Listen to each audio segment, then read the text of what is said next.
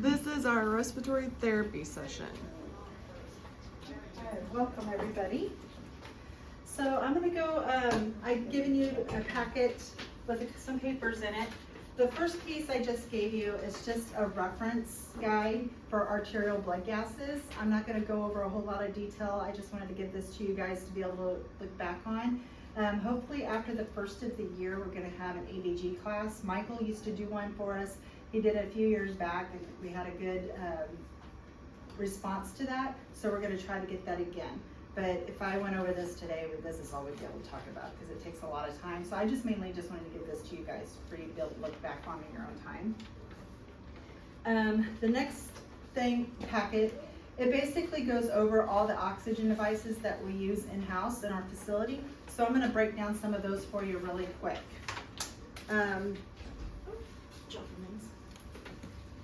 The first thing we're going to talk about is our basic nasal cannula.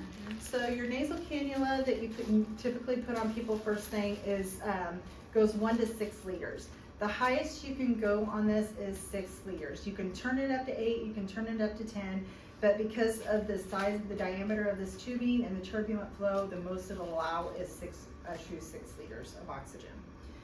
When the patient gets to the floor, if they're on anything higher than 2 liters of oxygen, we always try to put them on a humidification bottle to keep their nares from drying out. These specific humidification bottles, again, they can only go up high, they cannot go higher than 6 liters as well because they do not have any kind of a pressure release valve. So if you turn these up higher than 6 liters, they're going to expand, get really hard, so you don't want all that. So no higher than 6 liters with either of these. If we have to go higher than the 6 liters, then we're going to transition to our high flow nasal cannula. These go up to 15 liters. And we use these kind of humidification bottles with those. These do have a pop-off valve or a pressure release valve, so they'll allow that high flow. So this is what we use. We pull sterile bottles of water out of our Pyxis to fill these with. These have a true fill line that you can go up to, but I never go up to that. Because if I have a patient that's on 10 to 15 liters with these tend to bubble really hard, and then they'll get water droplets up into the tubing and make their way to the patient's nares. So I only keep it about halfway. If you have a patient on higher than 6 liters on one of these, you cannot put extension tubing on because these are only good for 6 liters also. So if you have a patient that's on 10 liters on a high flow cannula and you add extension tubing, then you're canceling out the reason why we have them on a high flow cannula. Now, if we're titrated that patient back below the 6 liter mark, then we can potentially put them on one of these later, but for the most part, we don't use extension tubing with them. One of the masks that I do not have here because I don't stock it in our department, I don't like them on the floor. I don't think they're real safe to use on the floor because they can't be monitored well, is our simple masks. So simple mask is good from anywhere from 5 to 10 liters. If you do anything less than 5 liters, then your patient can potentially be rebreathing their CO2, and then you're calling me to get a blood gas, and we're putting them on BiPAP, all the things. And there's just not a good way, safe way to monitor that on the floor. So we don't use those on the floor. The only time that we might see those if they're coming from post-op, they might have a simple mask on and we're getting them transitioned off of those pretty quickly. Or in ED, we might use those for a blow-by or something for a kiddo, but we don't really use them that often there either. So very rarely will you see the simple mask. The next mask that I'm going to talk about is our venti masks. So the venti masks are different in the aspect of, you hear me talk about liter flow a lot, 1 to 5 liters, 1 to 6 liters, so on and so forth. With the venti mask, you're using a precise FiO2 with these.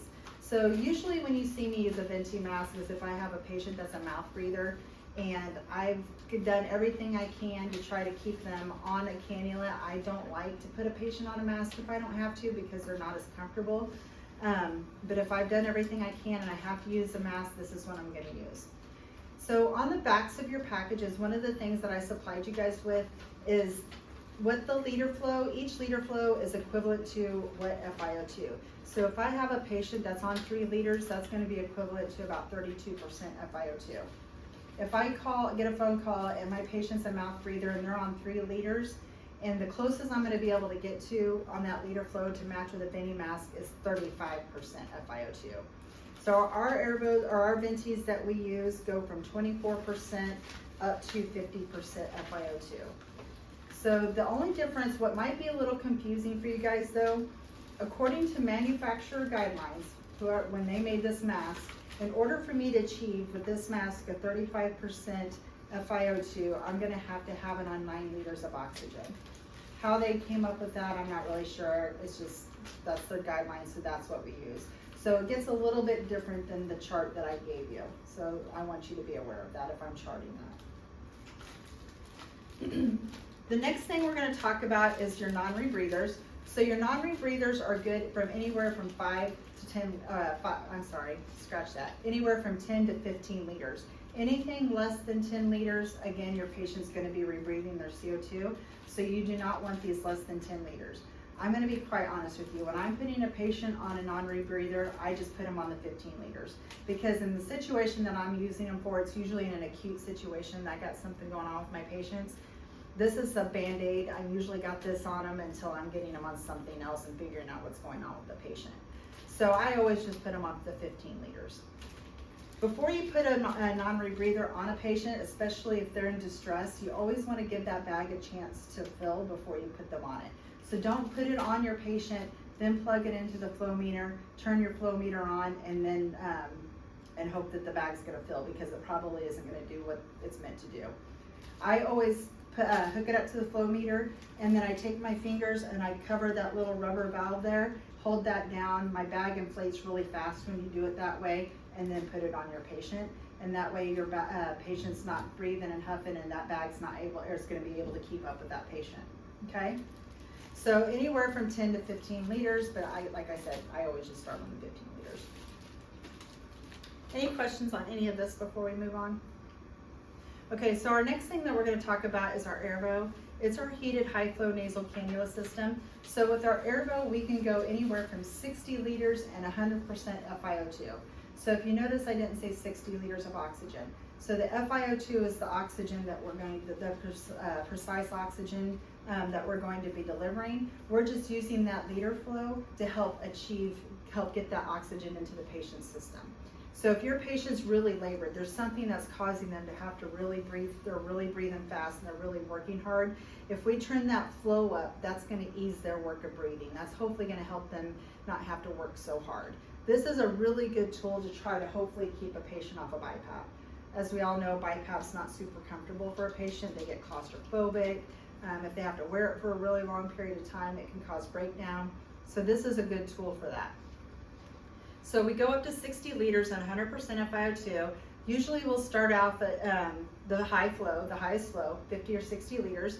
And then I'm going to titrate that FiO2 to help keep that patient's sat, whatever I want it greater than. What usually typically is a 90%. We want it greater than 90%. So say I start this patient off on 60 liters and 75% FiO2. Once I get the patient comfortable and settled with this, I'm going to come back in a couple hours, 2-3 hours, and my patient's sat's 98, 99%. I'm going to slowly start working that FiO2 down first. I'm not going to touch that flow. I'm going to give that patient's time for their antibiotics, their steroids, whatever it is that we're giving them. I'm going to give all that kind of stuff time to work, but I'm going to slowly start creeping that FiO2 down little by little. Once I get that FiO2 down low where I want it to be, then I start working on the flow. Once we get the flow and the FiO2 down to a comfortable area, then we're going to work them off of that, and we're going to work them down to the high flow cannula, and then so on and so forth, and titrate them down. We go slow and steady with our patients. One of the things that we learned years ago when we started using those, in our mind we're like, oh, we got these patients on a lot of oxygen. We want to titrate them as fast as we can. Well, then we'd find out it become kind of a seesaw effect. We'd get them down, and then in a day or two, they might be having a really bad day. We'd have to go back up.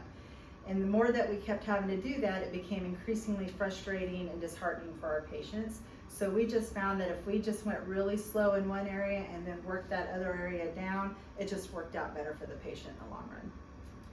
One of the things you also notice, as I said, it was heated and humidified. So naturally our airway is heated and humidified. So to do anything other than that, we could be causing trauma to the airway.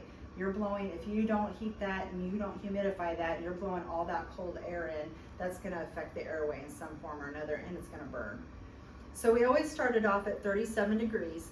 So So whenever I see, it never fails, when I put these on patients, this is all they can focus on. I mean, everything else could be going, the sky could be falling down, but this is all they can focus on because it's all that air is blowing in, and it's, to them, it's hot. Even though we're matching their body temperature, it's hot. So a lot of times they'll say, it's hot, take it off, you're gonna have to turn it down. Can you turn the heat off? I will go down to 34 degrees, but that's really truly the lowest I wanna go on that.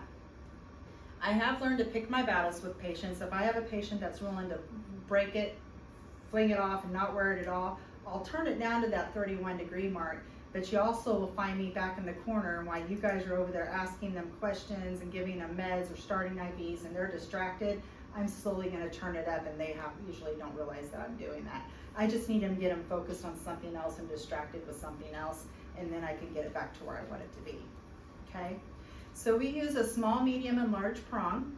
So we want their prongs to fit snugly, and we want them to, for the most part, occlude their nares, but not so much where it's gonna be uncomfortable. So we try to have their nares about 80% occluded, because we want all that flow as much as possible going into their lungs and not going out around it. So that's how we fit those. Any questions on that? Okay, so the next thing we're gonna talk about is the V60.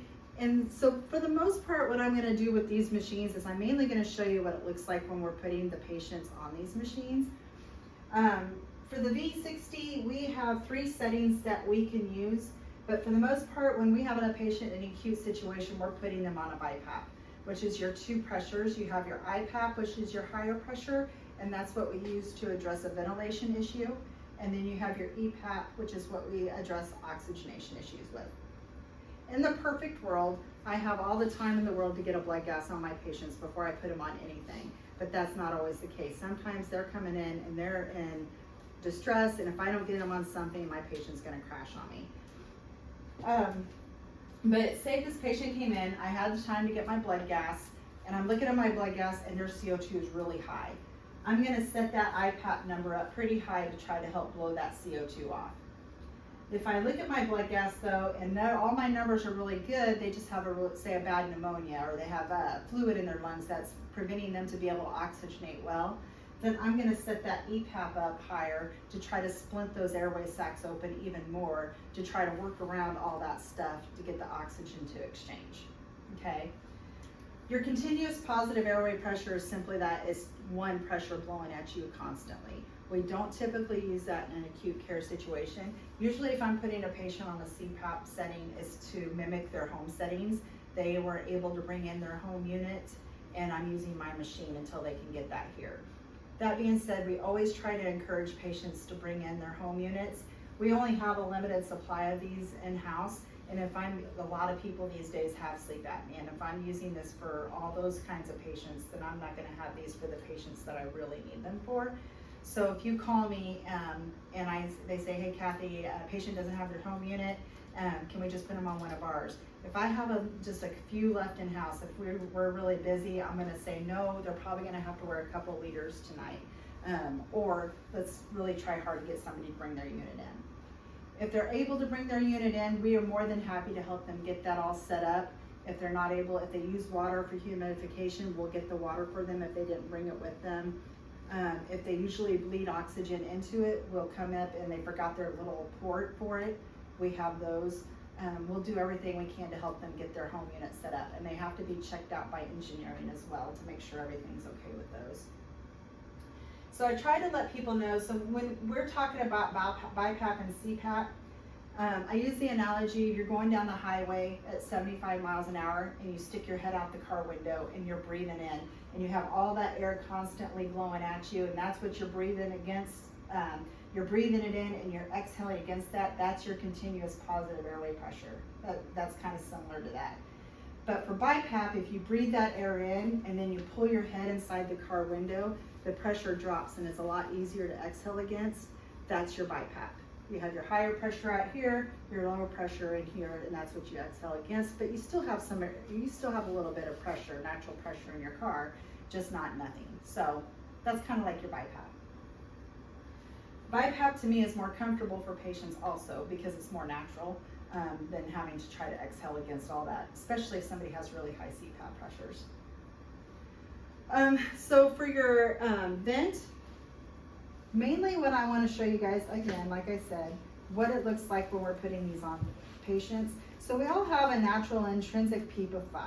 So when we're all sitting here breathing, we have some kind of pressure inside of our lungs that's splinting that open and making it easy for us to breathe that air in. If we didn't have that, we'd all be labored. We'd all be struggling to try to get that air in.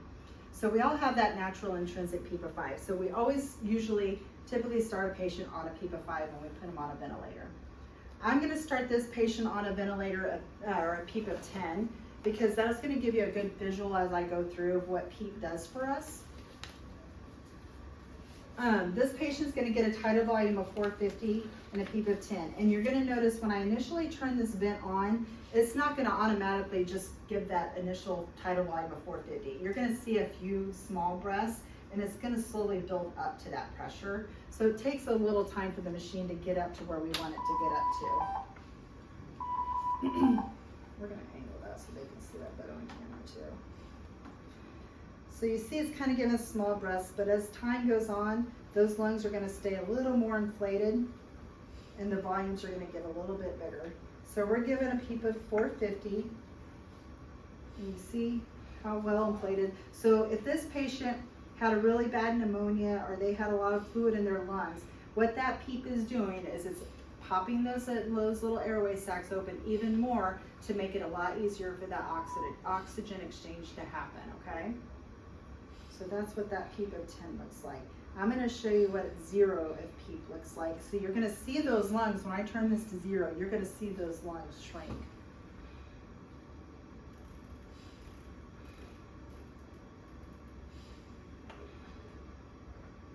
See the difference? So now, with no PEEP, this vent is having to work even harder to get that volume into those lungs. And if we had nothing like that in our lungs naturally, that's going to kind of gives you an idea of how much harder it would be for us to have to work to breathe. So that's 0 with PEEP. And it's taken a little bit harder for a little bit longer and a little